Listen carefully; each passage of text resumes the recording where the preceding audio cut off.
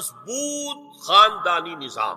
یہ خاندانی نظام شروع ہوتا ہے ایک مرد اور ایک عورت کے درمیان ازدواج سے، اور وہاں نکاح ہوتا تھا. ان دونوں کے درمیان جتنی محبت ہوگی، جتنا قرب ہوگا، جتنا باہمی اعتماد ہوگا، اتنا ہی خاندان مضبوط ہوگا. اس لیے کہ یہ فرسٹ ڈائمنشن ہے خاندان کی، شوہر اور بیوی. اب شوہر اور بیوی کو اللہ نے اولاد دے دی. Second dimension has been added now. استحکام خاندان کے لیے ضروری ہے کہ اولاد والدین کا ادب کرے، ان کی خدمت کرے ان کے بڑھاپے میں. یہ کہنے کی ضرورت نہیں تھی کہ اولاد سے محبت کرو، اولاد کی محبت تو دل میں ہے ہی ہے، اور اس کے لیے تو یہ کہنا پڑتا زیادہ محبت نہ کرو، زیادہ لاڈ پیار کرو گے بگڑ جائیں گے. ان کے محبت کی وجہ سے حرام میں منہ نہ مارو، انہیں اچھا کھلانا اچھا پہنانا یہ روکا گیا ہے. کہیں نہیں کہا گیا اپنی اولاد سے محبت کرو، وہ تو ہے کریں گے. ہاں لیکن بوڑھے والدین، قرآن میں 5 جگہ اللہ کے حق کے فوراً بعد والدین کا حق ہے. وَقَضَىٰ رَبُّكَ أَلَّا تَعْبُدُوا إِلَّا إِيَّاهُ وَبِالْوَالِدَيْنِ إِحْسَانًا أَنِ اشْكُرْ لِي وَلِوَالِدَيْكَ. دیکھیے سورہ لقمان میں أَنِ اشْكُرْ لِي، شکر کرو میرا، میں خالق ہوں تمہارا، رب ہوں تمہارا. وَلِوَالِدَيْكَ، اور اپنے والدین، کیونکہ وہ ذریعہ بنے ہیں تمہارے اس دنیا میں آنے کے. اور تم جب چھوٹے سے تھے انہوں نے ہی پالا پوسا ہے، اپنا پیٹ کاٹ کر تمہیں کھلایا ہے، اپنی رات کی نیندیں حرام کر کے تمہیں پالا ہے. لہذا وَقَضَىٰ رَبُّكَ أَلَّا تَعْبُدُوا إِلَّا إِيَّاهُ وَبِالْوَالِدَيْنِ إِحْسَانًا. اور تیسری ڈائمنشن بہن بھائیوں میں رشتہ، اولو الارحام، صلہ رحمی کرو، اخوت. یہ 3 ڈائمنشن ہوئے. ہمارا سپیس کا تصور کیا ہے؟ 3 ڈائمنشنل سپیس، چوڑائی، لمبائی اور اونچائی یا گہرائی. تو یہ 3 ڈائمنشنز ہے خاندان کے ادارے کی. اما یبلغن عندک الکبر احدہما او کلاہما، اگر ان میں سے کوئی ایک یا دونوں تمہارے پاس بڑھاپے کی عمر کو پہنچ ہی جائیں. اما یبلغن عندک، تمہارے پاس پہنچ جائیں اگر ان میں سے احدہما، ان میں سے کوئی ایک، او کلاہما یا دونوں. تو اب دیکھیے احکام کیا ہے. بوڑھے والدین، فلا تقل لہما اف. نمبر 1، انہیں اف تک مت کہو. اف کیا ہے؟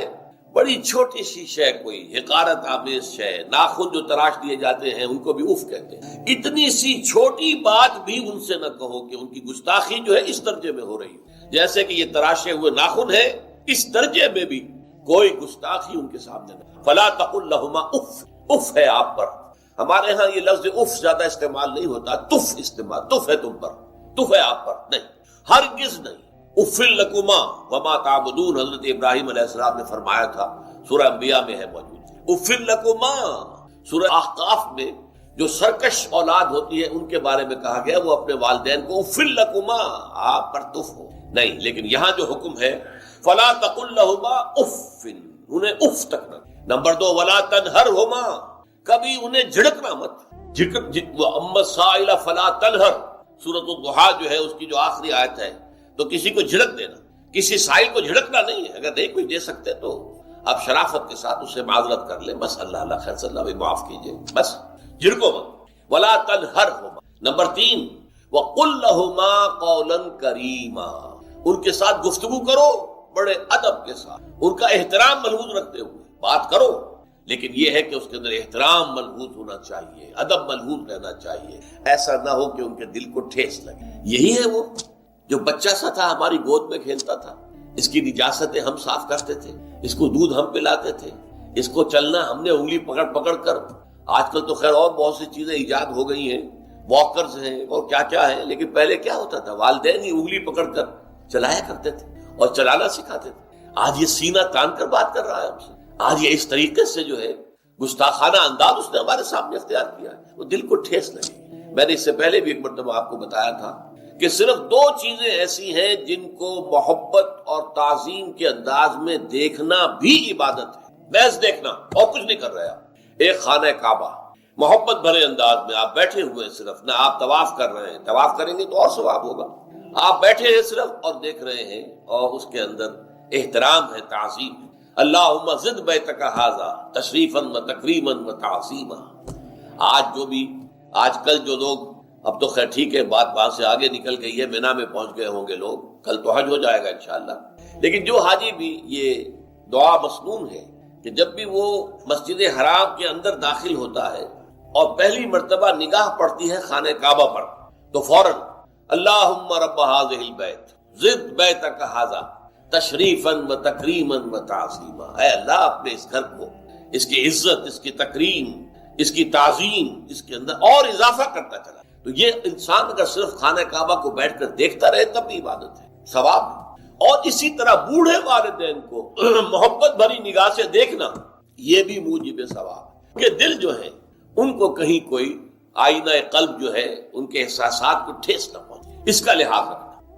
اما یبلغن عندک الکبر احدہما او کلاہما فلا تقل لہما اف ولا تنہرہما وقل لہما قولا کریما واخفض لہما جناح الذل من الرحمہ، اور ان دونوں کے سامنے اپنے کندھوں کو شفقت کے ساتھ، ادب کے ساتھ جھکا کر رکھو۔ یہ جو ابھی میں نے چند الفاظ کہے تھے کہ سینہ تان کر بات کرنا، یہ ایک انداز ہوتا ہے بات کرنے کا۔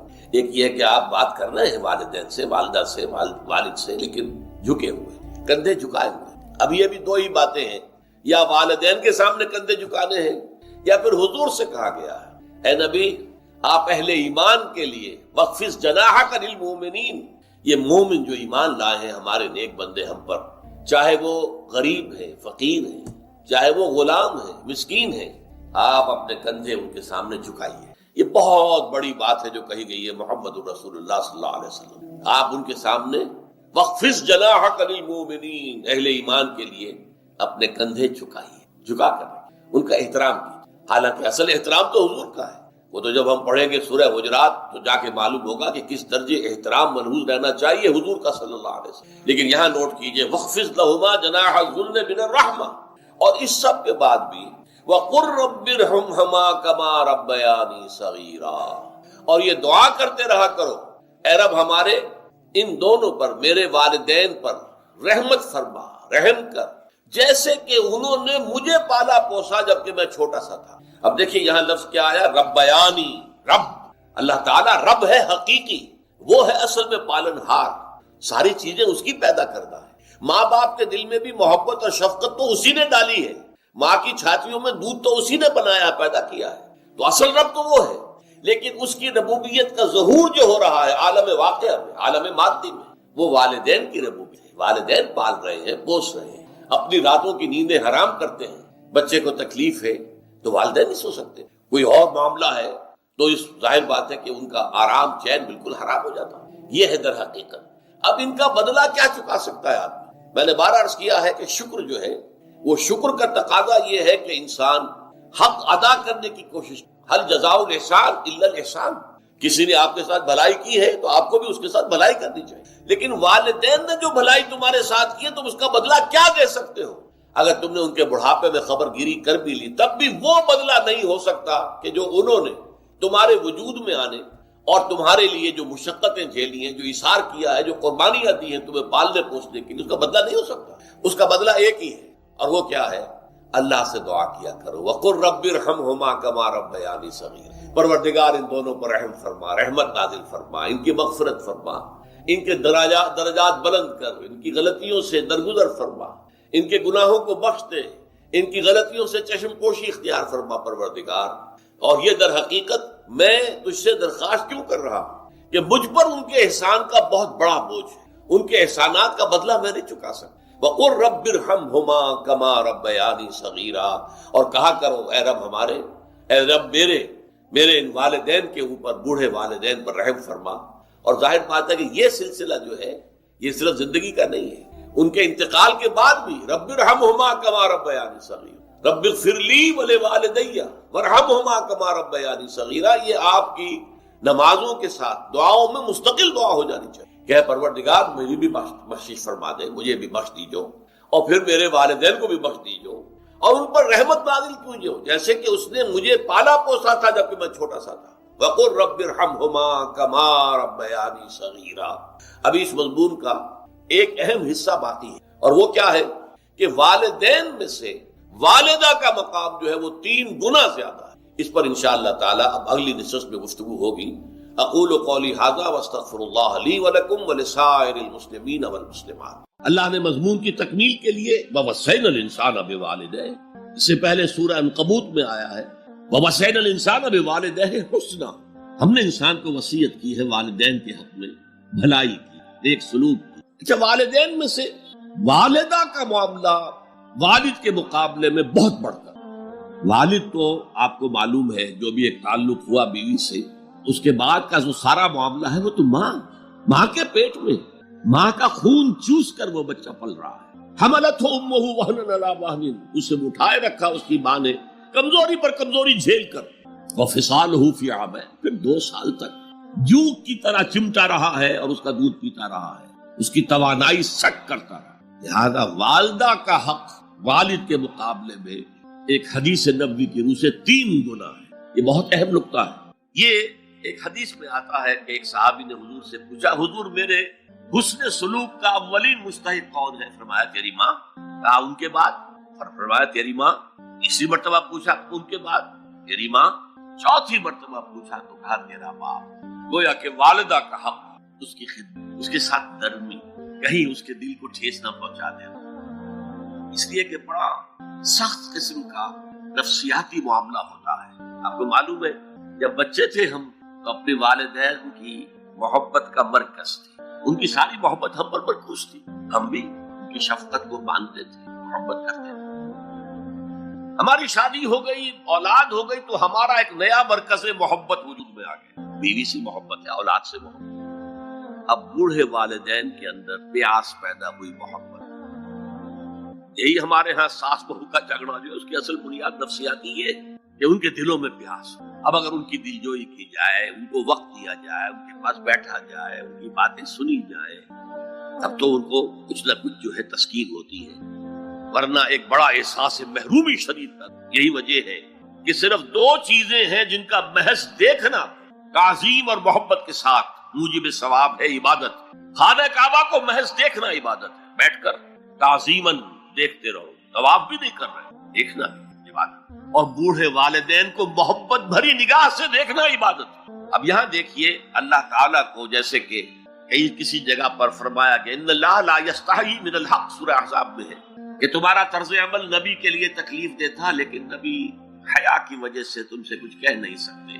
تو اللہ کو تو کوئی حیا جو ہے کسی حقیقت کو روک لینے پر آمادہ نہیں کر سکتی. تو یہاں اللہ صاف فرما رہا اشکر لی ولی والدین، پہلا شکر میرا ہے، خالق میں ہوں، والدین کے دل میں شفقت میں نے ڈالی ہے، مقدم شکر میرا ہوگا. ولی والدین، مخلوق میں سب سے زیادہ شکر والدین کی. اور یہ قرآن میں 5 جگہ آیا. وَقَضَىٰ رَبُّكَ أَلَّا تَعْبُدُوا إِلَّا إِيَّاهُ وَبِالْوَالِدَيْنِ إِحْسَانًا، سورہ بنی اسرائیل، سورہ بقرہ میں ہے، سورہ نساء میں. ان اشکر لی وَلِوَالِدَيْكَ إِلَيَّ الْمَصِيرُ، لوٹنا تو میری طرف ہے، میں حساب لے لوں گا کہ تم نے میرا بھی شکر ادا کیا تھا یا نہیں، اور اپنے والدین کا بھی شکر ادا کیا تھا یا نہیں. اب دیکھیے 2 چیزیں آئیں، ایک شکر اللہ کا اور اس کا تقاضا شرک نہ ہو، ایک شکر والدین کا. اگر یہ دونوں چیزیں ٹکرا جائیں، کس قدر منطقی ربط ہے قرآن مجید کی آیات. والدین حکم دے رہے ہیں شرک کرو، کیا کریں؟ آپ کے علم میں ہوگا حضرت سعد ابن ابی وقاص رضی اللہ تعالی عنہ 10 مبشرہ میں نوجوان تھے، ایز اے ٹین ایجر ایمان لائے ہیں حضور. باپ کو فوت ہوئے عرصہ ہو گیا تھا، ماں نے بڑی محبت سے، مال بہت چھوڑ گیا تھا باپ، ناز و نام میں پالا. اب سعد ایمان لے آئے حضور. والدہ نے کہا تم نے اپنے باپ کے دین کو چھوڑ دیا، میں جان دے دوں گی اگر تم اس سے واپس نہ آئے اور اپنے مشرکانہ عقائد کو تم نے دوبارہ اختیار نہ کیا. مرن برت رکھ لیا. اب کیا بیت رہی ہوگی، کس قدر سلیم الفطرت نوجوان تھا سعد، جو نوجوانی میں حضور پر ایمان لایا. لیکن فطرت کے اندر جو چیز مثبت تھی، والدین کا ادب، اللہ جسے اپنی طرف منسوب کر رہا ہے وہ فطرت ہے. اب یہ ٹکرا رہے ہیں، کیا کریں؟ آیت نازل ہوئی، اور یہ آیت سورہ عنکبوت میں بھی ہے، جیسا کہ میں نے بیان کیا کہ نہیں، یہاں اگر وہ تمہیں مجبور کرے، جاہدا کا لفظ بھی یہاں پہ نوٹ کیجئے، اگر تم سے جہاد کرے. یہ جہاد صرف مسلمان نہیں کرتا، جہاد تو کافر بھی کرتا ہے، مشرک بھی کرتا ہے، لیکن جہاد ہے، مجبور کر رہے ہیں، پریس کر رہے ہیں کہ اپنے آبائی دین میں واپس آ جائے. مصعب بن عمیر کو برہنہ مادرزاد کر کے چچا نے نکال دیا، نہایت ناز و نام میں پلا ہوا ایک نوجوان. نہرو جی کے بارے میں کہا جاتا ہے ان کے کپڑے پیرس سے سل کر آتے تھے، ان کا 200 درہم کا جوڑا شام سے تیار ہو کر آتا تھا.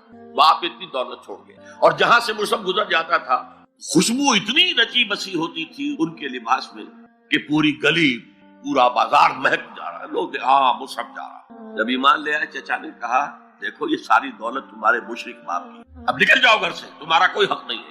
اٹھ کر چلنے لگے تو کہا یہ کپڑے جو تمہارے جسم پر ہے وہ بھی اسی مشرک باپ کے، اتار دو. مادر ذات برہنہ ہو کر ماں کے پاس آئے، انہوں نے آنکھوں پر ہاتھ رکھے، وہ سب کیا ہوا ہے؟ کہا ماں میں موحد ہوں، یہ ہے توحید۔ موحد اپنے آپ کو سمجھنا کچھ اور ہے، زندہ قوت تھی زمانے میں یہ توحید کبھی، اور اب کیا ہے؟ فقط ایک مسئلہ علم کلام۔ وَإِن جَاهَدَاكَ عَلَىٰ أَن تُشْرِكَ بِي مَا لَيْسَ لَكَ بِهِ عِلْمٌ فَلَا تُطِعْهُمَا۔ اچھا یہ دو انداز آتے ہیں شرک کے بارے میں، مَا لَيْسَ لَكَ بِهِ عِلْم، تمہارے پاس کوئی علم نہیں ہے ان ہستیوں کے بارے میں جن کے بارے میں کہا جاتا ہے کہ وہ خدا کی شریک ہے۔ عقل جو ہے یہ عقل انسانی تسلیم نہیں کرتی کہ ایک ہی ارادہ ہے، ایک ہی اسکیم ہے، ایک ہی حکمت ہے، ایک ہی پلان ہے جو پوری کائنات کو اپنے احاطے میں لیے ہوئے۔ یا کہا جاتا ہے ما لم ينزل به سلطانا، کسی ایسی ہستی کو شریک نہ کرو جس کے لیے اللہ نے کوئی سند نہیں اتاری۔ اللہ اگر کہتا میرے ساتھ یہ بھی شریک ہے تو ٹھیک ہے، ہم اللہ کو سجدہ کرتے ہیں، اس کو بھی کر دیتے ہیں، جیسے کہ حضور سے کہلوایا گیا ان کان للرحمن ولد فانا اول العابدین، اگر رحمان کا کوئی بیٹا ہوتا سب سے پہلے میں عبادت کرتا ہوں۔ کوئی نہیں ہے، نہ بیٹا ہے نہ بیٹی ہے۔ قل هو اللہ احد اللہ الصمد لم یلد ولم یولد ولم یکن له کفوا احد۔ تو فرمایا وَإِن جَاهَدَاكَ عَلَىٰ أَن تُشْرِكَ بِي مَا لَيْسَ لَكَ بِهِ عِلْمٌ فَلَا تُطِعْهُمَا، لیکن یہی توازن دیکھیے، یہ صرف اللہ کے کلام میں ہو سکتا ہے، یہ نہیں کہ پھر ان کو دفاع کرو، ان سے کوئی تعلق نہ رکھو، نہیں۔ صاحبهما فی الدنیا معروف، ان کا کہنا تو مت مانو اس معاملے میں، اللہ کا حق احق ہے، بالا تر ہے، لیکن ان کے ساتھ دنیا میں رہو معروف سے، ان کے حقوق ادا کرو، چاہے مشرک ہے والدین، چاہے کافر ہے والدین، ان کی خدمت تمہارے ذمے ہے، ان کی ضروریات پورا کرنا تمہارے ذمے ہے اپنے مقدرت کے مطابق۔ صاحب ما فی الدنیا معروفا، اور واتبع سبیل من اناب الی، پیروی والدین کی ضروری نہیں ہے، اطاعت والدین کی لازمی نہیں ہے۔ لا طاعت لمخلوق فی معصیت الخالق، کسی مخلوق کی اطاعت نہیں کی جا سکتی اگر اس سے خالق کی معصیت لازم آ رہی، تو والدین کے لیے بھی ہے، اطاعت مطلق نہیں ہے، پیروی ان کی ضروری نہیں ہے، پیروی اس کی کرو جس نے اپنا رخ میری طرف کر لیا۔ ابھی اللہ کا کلام چل رہا ہے، درمیان میں جو آیا اتباع اس کی، دیکھو کون ہے جس نے اپنا رخ میری طرف کر لیا ہے، پیروی اس کی کرو، والدین کی نہیں۔ اسی لیے سورہ بقرہ کے تیسرے رکوع کی پہلی آیت جہاں حضور کی دعوت کا بیان ہے، وہ کیا ہے؟ یا ایھا الناس اعبدوا ربکم الذی خلقکم والذین من قبلکم لعلکم تتقون، اے لوگو عبادت کرو، بندگی اختیار کرو، پرستش کرو اپنے اس رب کی جس نے تمہیں پیدا کیا، تم سے پہلوں کو بھی پیدا کیا۔ تمہارے آباء و اجداد بھی تو اسی کی مخلوق تھے، جیسے تم سے خطا ہو سکتی ہے ان سے بھی ہو سکتی تھی، لہذا یہ دلیل نہیں۔ وہ کہتے تھے ما وجدنا علیہ آباءنا، ہم تو اسی کی پیروی کریں گا جس میں ہم نے اپنے آباء و اجداد کو پایا ہے۔ تو آباء و اجداد کی پیروی ضروری۔ وَاتَّبِعْ سَبِيلَ مَنْ أَنَابَ إِلَيَّ ثُمَّ إِلَيَّ مَرْجِعُكُمْ، پھر میری ہی طرح تم سب کو لوٹنا ہے۔ فَأُنَبِّئُكُمْ بِمَا كُنتُمْ تَعْمَلُونَ، پھر میں گنتی کر کر کے نبا تنبیہ پوری طرح بتا دینا، آگاہ کر دینا۔ ایک تنبیہ ہے، وارن کرنا، ایک تنبیہ ہے، یہ ہے خبر دے دینا پوری طریقے سے، وضاحت کے ساتھ، نبا سے ہے۔ فَأُنَبِّئُكُمْ بِمَا كُنتُمْ تَعْمَلُونَ، جو کچھ کیا